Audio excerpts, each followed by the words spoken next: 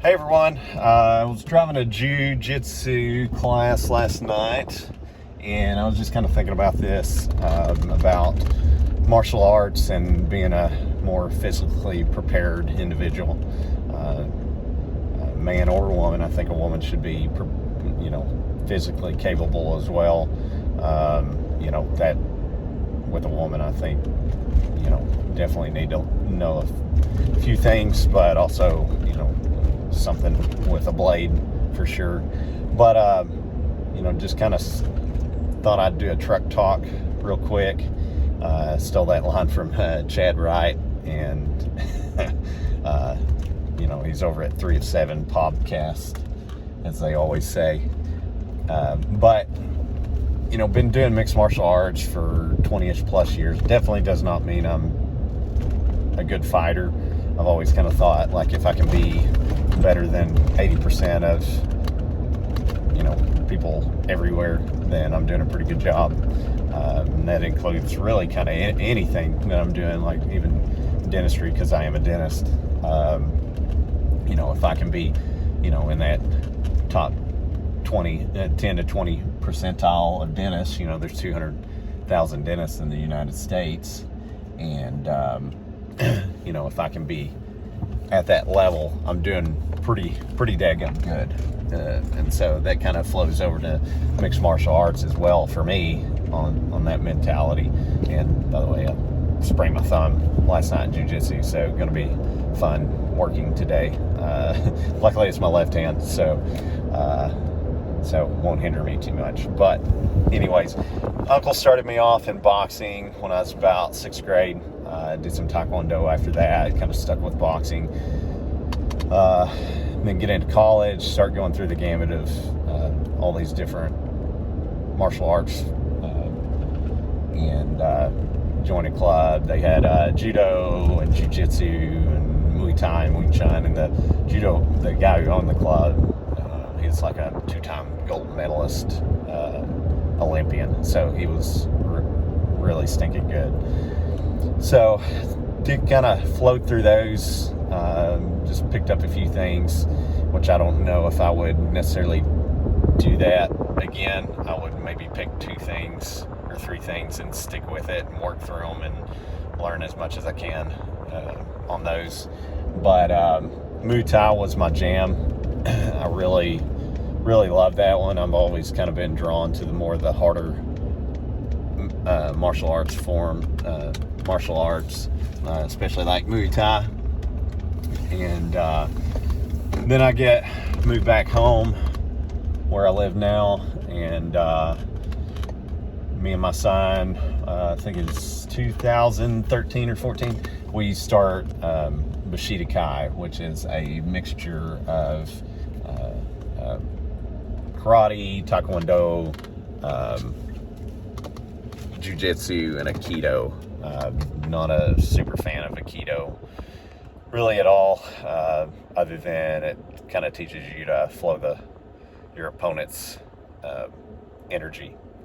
Is really about the only good thing about it. But anyways, we started doing that. We still continue to do it. So now sports have kind of gotten in the way for my son, but my daughter wants to do it, and we're all going to make a point to at least go a couple times a month now. But then some buddies and me, we started doing jiu-jitsu, and because a new gym had come to town, and it's strictly jiu-jitsu, and so that's been really good.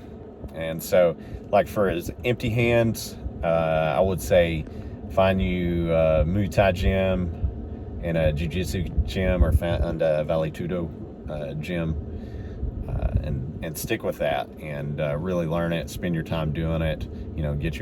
Get up to blue belt, purple belt, brown belt, whatever you want to in jiu-jitsu. Muay Thai is just kind of a time thing. Some of them might have some sort of test that you go through, but for empty hands, that would be my recommendation, and just spend your time with it. As far as like some sort of blade martial arts, I've done some Kali, So blade, screamer sticks, and doing all those things. But then I take a seminar at Modern Minuteman. So it was with Bill Rapier, Tom Keir, or two on Tom Keir, two on Harley Elmore, and Master Chim. Master Chim's a 2 or 3 black belt jiu-jitsu guy, and so he incorporates Sayoc with jiu-jitsu. But that was my first experience with Sayoc, and freaking loved it. I've still continued to do it when I can. There's Harley Elmore is not too far from me, and he has monthly kind of seminars for people that are out of town. And then they have family gathering as well, which I haven't been able to make one of those yet, as of yet. Then I've been trying to make as much to up in Edmond. There's Pride MMA, and they do kind of they run through Muay Thai, Silat, Sayoc, what else? I forget what else, but I've been trying to do that. My goal is kind of hit 4 times a year, and so maybe even more than that. So I've hit it a few times this year, about 3 times this year, and that's kind of helped me expand my Sayoc, because the afternoon is all Sayoc knife based. And so they incorporate Kali extrema sticks too as well. So we've worked through those as well. But Sayoc, you can really, you can hide a blade. I tell everybody, it's like your hands, your elbows, your knees, your legs, they all get you to your knife. And your knife creates that distance, because having that blade, nobody's going to grab the nasty end of that blade to try to control it, so being up at contact distance, sometimes that's not the best idea to pull your sidearm and use it on your opponent, at that point, because they can get a hold of it, they can strip it away from you, it can cause it, and they can get a hold of it and it jams. Then you're left with basically a club at that point till you can clear it again. Sometimes at that close distance you can get clothing in it, and so a blade is much more practical at a clinch range. And so that knife is to create distance to get to your pistol, and then your pistols get to your rifle or your carbine.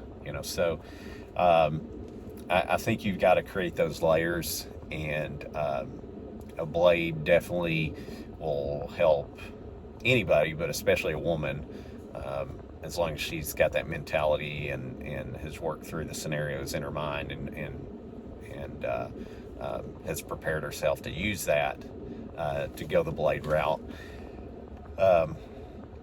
Definitely gives them an advantage, because that's something, somebody first off can't see. You can slip it out without them knowing, and it definitely evens the odds. But one of the big things is on Sayoc, you don't stop till they're down, or like anything, you shouldn't stop till they're down. And so with a knife, as 2 on Keir and 2 on Elmore, there's timers and switches. So a switch is like your nerve. Think of like your brain as your main switch for everything, but you can hit like a brachial plexus here, and I could shut off somebody's right arm or left arm, whatever. Bleeding, opening wounds for veins and arteries, those are timers. So, even if you cut a brachial artery or a femoral artery, you got 1 to 2 minutes there where somebody can still really hurt you bad. And so it's definitely evens the odds and gives you the ability to create space and possibly get to your sidearm if that's your next, if you're able to. But the blade arts they are definitely something that you've got to add into your mixed martial arts. And so you can, typically most Sayoc places will start you off at 3 of 9. 3 of 9 is, all it is there's 9 forms in Sayoc, and it's the third form that you learn. And so they start you off on that one, because if you can learn that one, you can learn any of the other ones. And so that you can find that, just type in Sayoc, and that's Sayoc, 3 of 9, and you'll be able to find, just it's a short clip of the video, but you can get it on, I believe it's sayoc.com, and they have the full video, and it's like an hour and a half, and they have videos for karambits and extrema sticks and other videos. That is not a replacement for live training, but if you can learn, kind of get yourself a head start and learn excuse me, learn those targets for 3 of 9, it definitely, when you go into a gym, it definitely helps you speed up your learning. And so anyways, let me know if you have any questions. You can email me. Adios.